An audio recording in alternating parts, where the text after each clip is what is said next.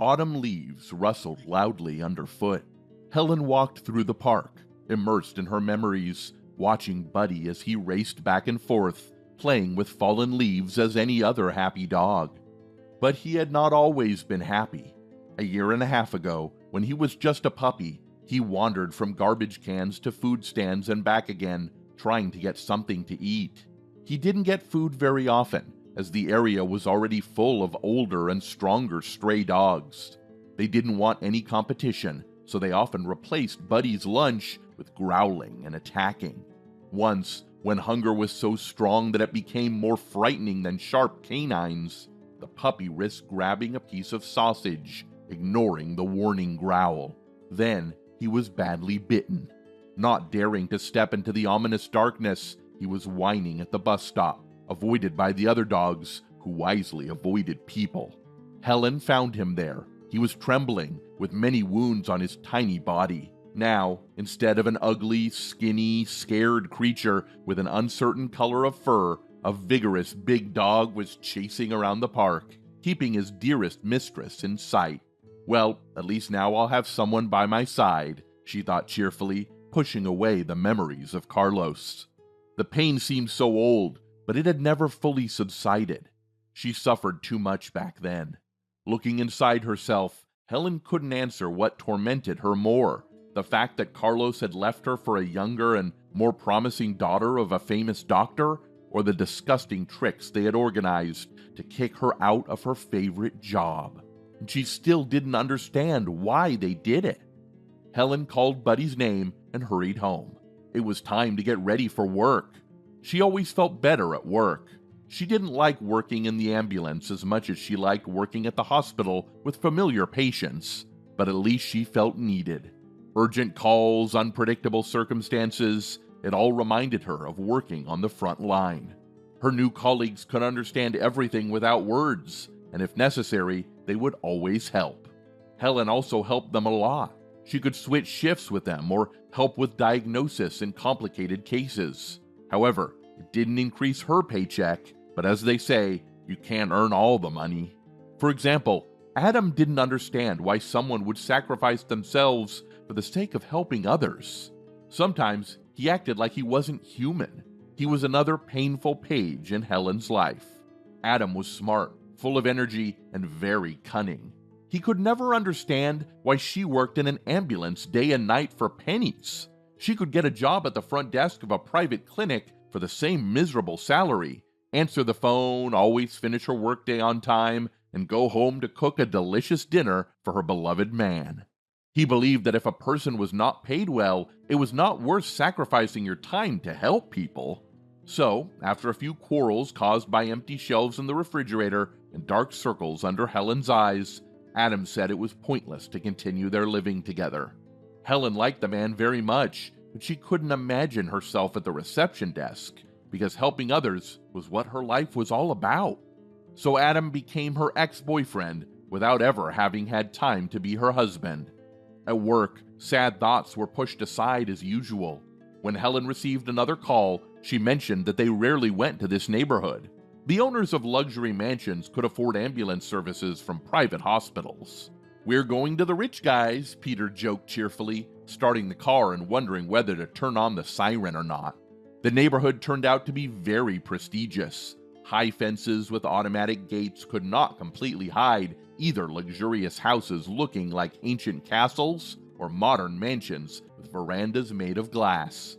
The ambulance came to an old-fashioned mansion. There, the team was met by a young man who friendly invited them to the second floor. They could detect a slight accent in his voice. Is he a foreigner, or has he not been to his homeland for a long time? Helen wondered as she climbed the stairs, which were covered with a green carpet that looked like grass. The patient was an elderly woman with a large nose and huge rings on her fingers. A young, attractive girl was standing next to the elderly woman, looking at them intently and distrustfully. "So what happened?" Helen asked, opening her suitcase and pulling out a blood pressure monitor. "I don't understand what's wrong with me," the patient said in a weak voice, running her long, thin fingers over her forehead. "I feel like I'm on fire. Severe pain behind my breasts. Head aches terribly. Do you have any idea what caused such a state?" At these words, Helen involuntarily noted that the young man and his female companion tensed up, glancing anxiously at the old woman. "I don't know, everything seemed to be fine. I haven't even left the house for the last week." The patient glanced discreetly but meaningfully at the young couple standing behind her. "But today I got up and my legs couldn't hold me up. There's something wrong here." A suspicious thought flashed through her mind. This elderly lady obviously can't say everything she wants to say, and the couple is visibly nervous. Probably they are afraid that she will say something unnecessary.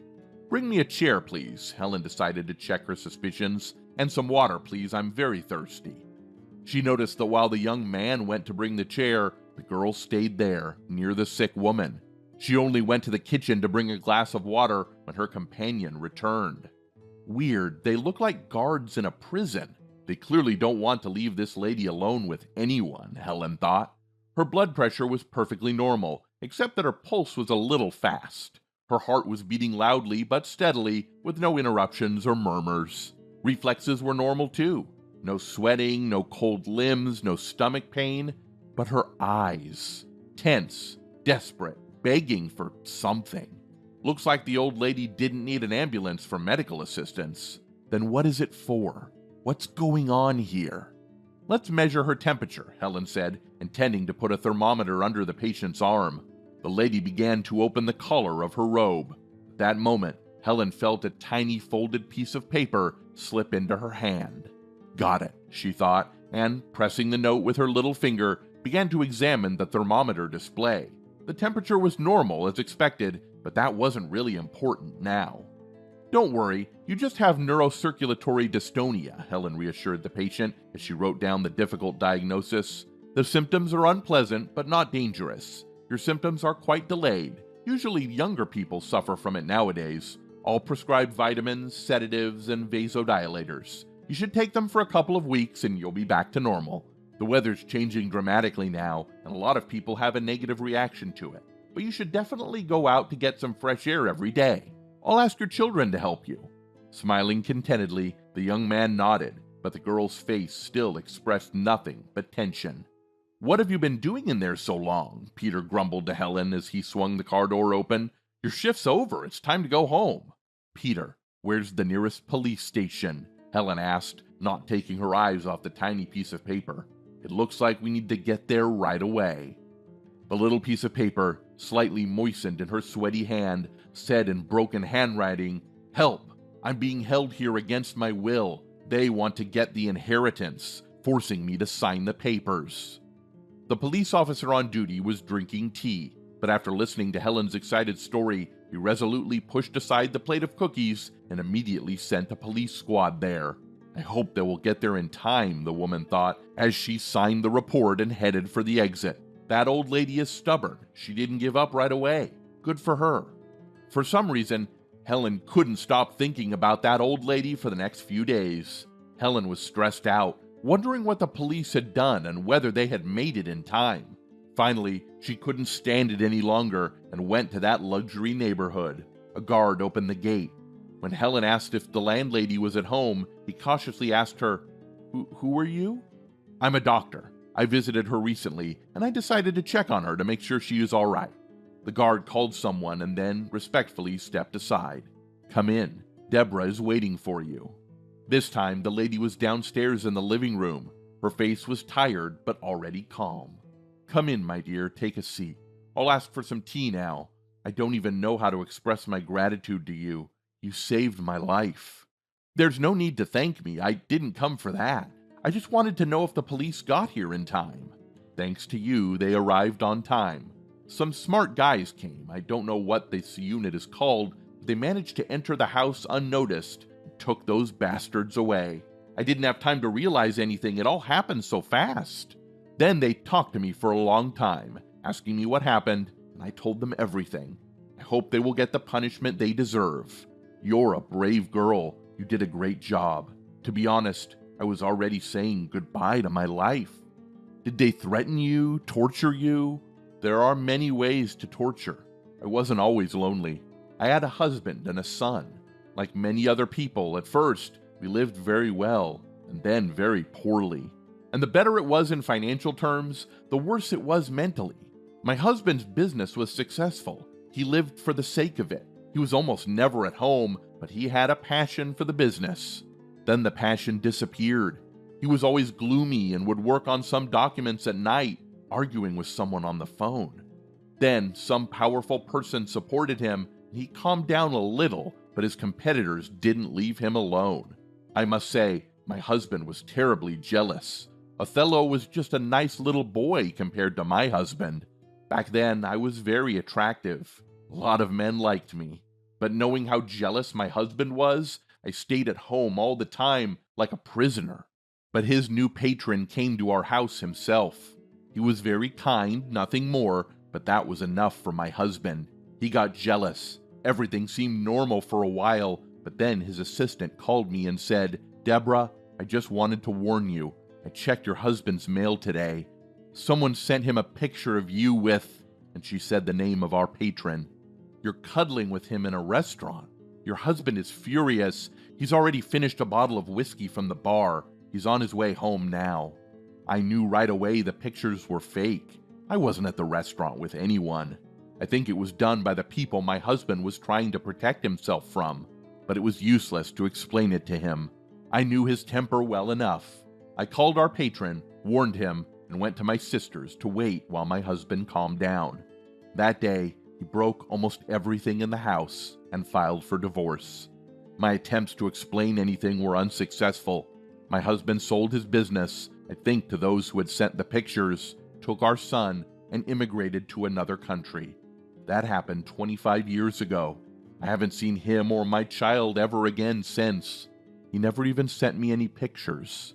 I think he had told our son his own version of events because the boy never made any attempt to contact me. I wasn't myself after that nightmare. I even ended up in rehab. Then I recovered. Our patron didn't leave me. He offered me a good job and helped me in every possible way. And a few years later, he was widowed and proposed to me. He joked, "We have to make our long-term love affair official." And so I became the wife of a very rich man. Unlike my first marriage, he and I lived in harmony. He was a very clever man, very sensitive, very caring, but 2 years ago he died. I don't know how I survived this loss. There was absolutely no reason for me to live. We had no children. He had no children from his first marriage. I'm the sole heiress to a huge fortune. But why would I need his fortune without him? But I pulled myself together. When he was dying, he kept saying, "Deborah, I'm asking you to cope with everything and live happily without me. Promise me." I made that promise. What else could I do? I think that promise is the only reason I'm still alive. Deborah fell silent for a moment, and Helen was afraid to break the silence, even with her breath. After a minute or two, the old lady pulled herself together and continued, "And recently this couple showed up. First I received a letter, supposedly from my son. He wrote that he had changed his attitude towards me, wanted to see me and reconcile, to introduce me to his future wife. Obviously, I invited him to my house. I was very excited. It's no joke. 25 years of separation.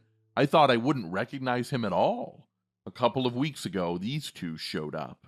At first, I didn't suspect anything, but then they started talking about the expansion of my business, about the distance between the two continents, and that I should make a will. I wondered, why would he need a will? He's the only heir anyway.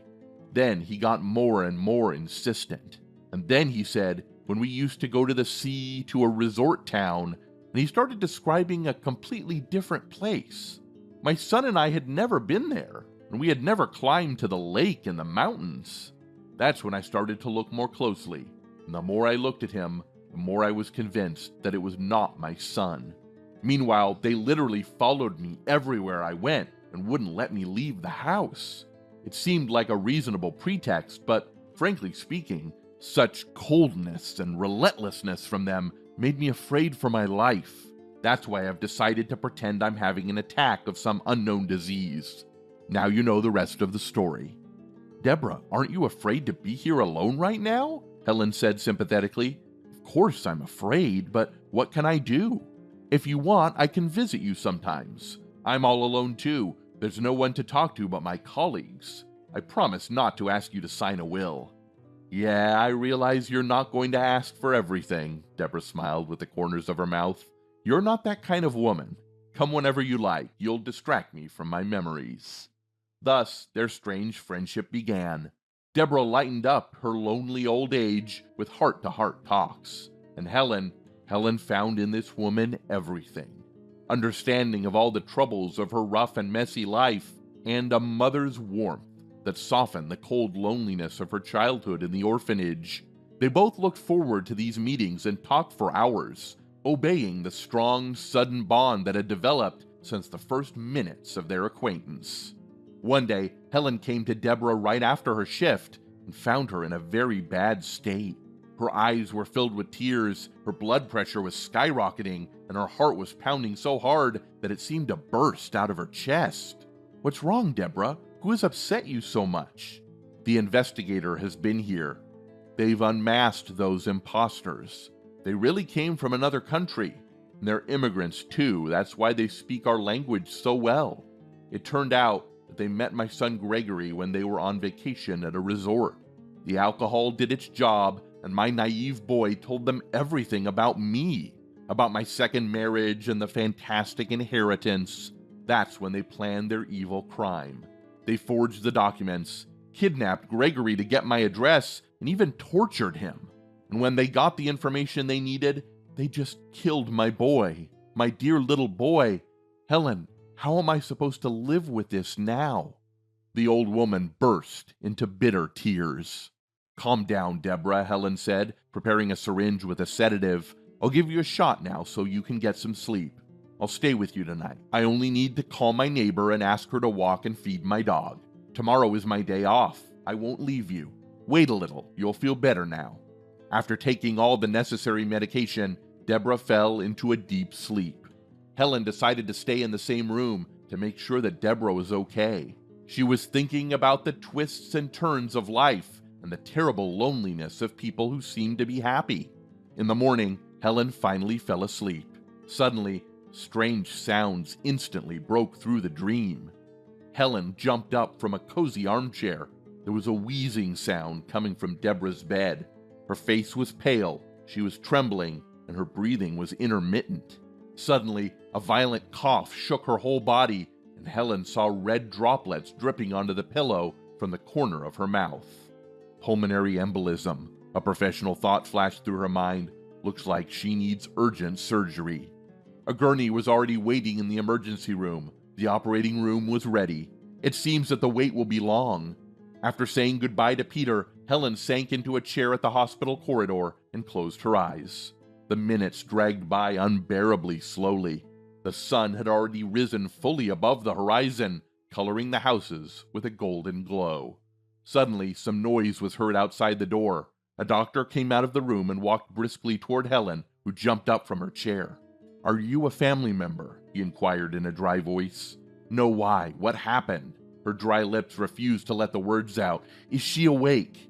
"It's too bad you're not a family member," the doctor said. "She's alive, but she needs blood immediately. But the blood type and phenotype are rare. We don't have it here, nor in the nearest hospitals. And the transfusion station has no such blood left either. We may not be able to save her." "What type?" Helen almost shouted. "I'm a universal donor. I'm AB positive." "Are you sure you're not related to her?" The doctor's eyebrows raised rapidly. "I don't believe in such coincidences. She's also 4 positive. Let's go for a direct transfusion, urgently." After the blood transfusion and the nervousness, she felt a little dizzy, but that was no big deal. But this weird coincidence with the blood type made her uncomfortable. As a medical professional, Helen knew that only 5% of the world's population had this blood type. At the university, they didn't pay much attention to the theory of probability classes. Even without any calculations, it was clear how low the probability of a match of this blood type was. The childhood in the orphanage made her secretly dream, not only about foster parents, but also about distant relatives who could come and take the child from the orphanage to a cozy, warm home one day. There was no strength to go home with all these thoughts, and Helen, in search of the doctor, who didn't believe in coincidences, knocked on the staff room door. The doctor was sitting at his desk, filling out a medical record. Helen coughed cautiously. "Oh, is that you? Why are you still here? Deborah's fine. She's in the ICU under observation. They'll monitor her. But you need to get some rest after the transfusion, dear, and eat a hearty meal." "Doctor," Helen hesitated.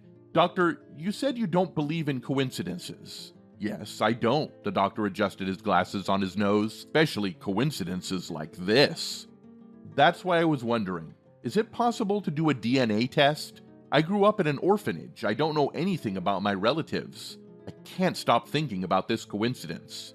The doctor nodded understandingly and began to fill in some forms with small letters. Then he held it out to Helen. "Here's the referral. A lab address is on the form. Take a sample of the material from our doctors and go." The days of waiting for the test results dragged on long and agonizingly. Neither work nor walks with Buddy nor regular visits to Deborah helped. After the surgery, the old woman felt much better and was surrounded by the attention of doctors and the care of the medical staff. Deborah always enjoyed Helen's visits, and Helen was carefully trying to hide her impatient tension. But even the longest waiting comes to an end. Finally, Helen was holding a piece of paper with trembling hands. What was in it? Her breath hitched, and her heart beat a resounding thump. The sheet was unfolded. Her eyes darkened. 99.9%. She and Deborah were close relatives, maybe even mother and daughter. So how should Helen tell her? How should she ask Deborah about the deeply hidden secrets of her past? She almost died after hearing the news of her son's death and had to undergo such a complicated surgery. We should wait a little longer and let her recover. After 3 weeks of hospitalization, Deborah was finally discharged from the hospital and went home. But after everything she had been through, she was afraid to be alone and asked Helen to move in together with Buddy for a while. Helen gladly agreed. She could take care of the old lady without having to drive from across the city every day. Life began to take a new direction. Now it was slow and relaxed, with heartwarming tea parties in the evenings. Deborah even looked younger. Her eyes sparkled and her face looked peaceful. Finally, on one of those evenings, Helen made up her mind. "Deborah, you and I have the most rare blood type. The test confirmed that we are related. How could you and I be related?" Deborah's lips trembled and her thin fingers brushed away the tears that rolled down her cheeks. "My past is coming back to me so rapidly. I thought I would die without ever meeting you. It's a very long story, Helen. My first husband, Ronald, and I grew up in the same neighborhood. We had a company of 5 or 6 people. At first, we played childish games. Then we started to grow up and fall in love. My neighbor, Natalie, liked Ronald a lot. She didn't just like him, she was madly in love with him. He was a handsome, cheerful guy. He sang great songs and played guitar. It was impossible not to fall in love with him. Ronald didn't notice her at first, but then we started to see them together. They say that in a couple, one person loves sincerity and the other one lets their partner love them. That was exactly about Natalie and Ronald. Ronald graciously allowed Natalie to love him, and that was enough for Natalie. I wasn't interested in anything about their relationship. I had to prepare for university. I had other things to worry about. I entered university and moved to another city. Ronald went into the army, and Natalie stayed in our town. She graduated from medical school and became a midwife in a maternity hospital. Ronald came back from the army mature and confident. I still remember the astonishment of everyone in the neighborhood when he showed up in his military uniform with a brown suitcase in his hands. Natalie was over the moon, shining with happiness, and Ronald, let's just say he wasn't excited, although he didn't push Natalie away. Maybe something would have worked out between them if Ronald and I hadn't run into each other when I was on my way to the disco. I was in a great mood, my new shoes clattering on the pavement, my loose hair waving in the breeze. Ronald stopped me and said, "You look like a movie star now." I wrinkled my nose and hurried on. Since then, Ronald started courting me. I can't say I fell in love, but I was flattered. I knew about Natalie's feelings, but it didn't seem important to me. After all, I never did anything to be with Ronald. I certainly didn't want to ruin their relationship, but I didn't do anything to stop his courtship either. And then I fell in love. Anyway, he and I got married, and Natalie stopped even saying hello to me. Ironically, when I came to the hospital in labor, it was her shift, and she had to take my delivery. I gave birth to twins, a boy and a girl. But they brought me only the boy. They said that the girl was very weak and didn't survive. I cried so hard that my milk disappeared because I really wanted a daughter. But I couldn't do anything about it. At least the boy survived. Ronald was over the moon when he took me home from the hospital.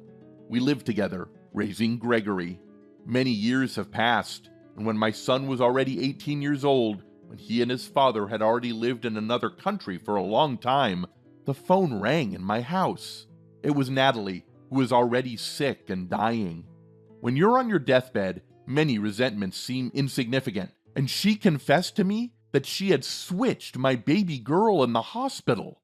There was another woman giving birth the same day. She was not young and not quite well off, so her baby girl was born dead. And Natalie decided to bring her my daughter instead of her dead baby. She was heartbroken over her failed happiness with Ronald. My second husband and I tried to search for you, but we couldn't find you. Natalie gave you to a woman who was an alcoholic, and children were a burden to her, so she brought you to the orphanage and left you there. But by that time, you had long since left the orphanage, and there was no information about your current address there. We hired private detectives at that time, but their search was not successful either. I guess it wasn't the right time. And now the time has come. You came to my house yourself, my daughter. A spasm seized Helen's throat. She had imagined this meeting so many times in her childhood dreams. She had imagined her mother to be anything but a wealthy high society woman with endlessly sad eyes and a philosophical attitude toward life. Unable to utter a word, she approached Deborah and hugged her tightly. They remained silent for a while. I moved far away from our city then. I wanted to start a new life. But now you and I will never part again, Helen finally managed to say. Of course, darling. Deborah stroked her hand. First, fate took my daughter away from me, leaving me a son. And now it has given me a daughter when my son is gone. It didn't leave me without consolation in my old age after all.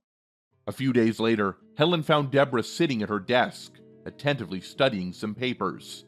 When she saw her daughter, she gestured to her and asked her to take a seat on a chair. Darling, she began very seriously, I have something important to discuss with you. Helen was wary, knowing from experience that important matters usually didn't promise anything good. Daughter, I know how much you love your work and how eager you are to help people. I really want to expand your capabilities. Today, I received a business plan for opening a new private clinic. I can afford such expenses. We're talking about a private clinic now, but if you want to, you can develop a plan to provide services free of charge to low-income people. You will do what you enjoy, organizing everything as you see fit, and you won't be dependent on anyone. You'll hire qualified doctors and pay them well. Think about it. Helen was sitting completely dazed. Clinic? Her own clinic? What would she do with it? She only knew how to treat people, not how to run a clinic. Well, it definitely sounds great, but how would she fulfill that dream? Will she cope with everything? Deborah read her daughter's thoughts in her eyes. I've invited an expert to help you with your first steps, and in the future too. He'll be here tomorrow. Tomorrow is your day off, so talk to him. He can explain everything to you better than I can. All financial matters will be in your hands too. I'm not comfortable with this burden anymore. The money must be in motion, and I want some peace. The next day at 11 o'clock in the morning, a young, handsome man was already crossing the yard, heading toward the mansion. Fidgety Buddy noticed the stranger, became interested, and decided to get acquainted with him urgently. And he did it in an absolutely usual way for himself, but quite unexpected for the guest. He rushed at full speed and jumped on the man with all four paws. It was the peak of his friendliness and an invitation to play. The stranger didn't expect such an attack and fell to the lawn, staining his light-colored suit with grass stains. Helen, seeing what was happening from the veranda, rushed to rescue the man. She was well aware of the power of dog sympathy. Buddy, what are you doing, troublemaker? This is our guest, and you've knocked him down. Is that how you express your hospitality? Buddy continued his joyful hops, accompanied by an intense wagging of his tail, but prudently backed away some distance. The stranger, shaking himself off, was already rising from the lawn. You'll forgive him, Helen interceded for Buddy. It sounds ridiculous, but it means that he likes you very much. He just doesn't know how to express it any other way, unfortunately. That's good to know, the guest smiled, straightening his crumpled jacket. At least there's some hope for me to stay alive. Buddy, squealing happily, confirmed the man's assumptions, smiling and wagging his tail. I assume you're here to talk about the clinic? Come on inside, I really need to hear your thoughts, because I have no idea where to start. By the way, my name is Helen. Luke, the guest introduced himself. Of course, let's go and talk it over. It's not as scary as it seems at first glance. He smiled again, and the sunlight illuminated the fine wrinkles at the corners of his eyes. For some reason, Helen blushed and hurried with her guest into the house. Years later. Luke, do you know who visited me yesterday? Helen asked, hurriedly finishing her morning coffee. I don't. Who? Luke replied, trying to handle the stubborn tying knot in vain. You wouldn't believe it. My first husband. Things didn't work out with his family or his career. He got divorced, quit his job, and is applying for a job at our clinic. And you needed your second husband's permission to do that? Oh, come on, I feel sorry for him, but at the same time, I don't want to see him. Let me fix your tie, stop torturing it. Hire him as a nurse, Luke laughed. Either he'll wise up or he'll leave. Hard work puts a lot of people's brains back in place. What would I do without you? Helen hugged her husband and kissed his smooth-shaven cheek.